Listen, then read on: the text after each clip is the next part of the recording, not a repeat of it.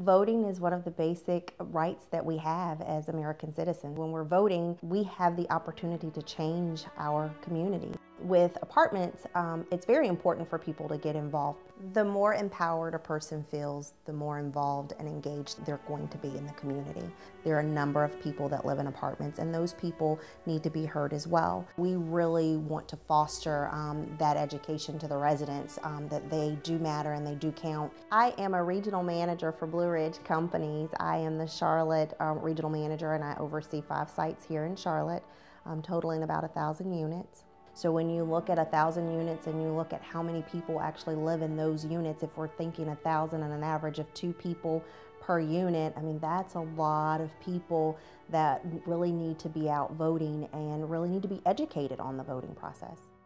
My sites happen to be all over Charlotte, so it's not 1,000 in one particular area, so we're affecting a large part of the city. My name is Brian Holliday. I work with the Greater Charlotte Apartment Association.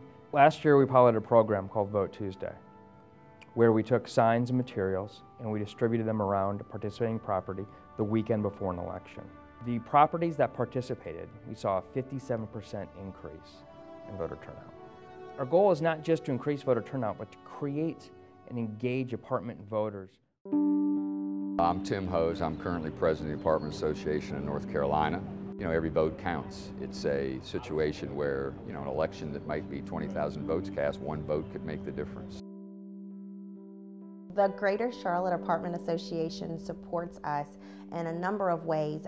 First, with educating our regional managers and all of our site people on what is going on in our legislative. We have legislative days where we actually go to Raleigh and we're actually able to talk to senators and House of Representatives so that we're educated on how that process works and how bills and laws are actually passed. Well, today we have our lobby day for the Apartment Association. We have almost 300 people, which is absolutely amazing.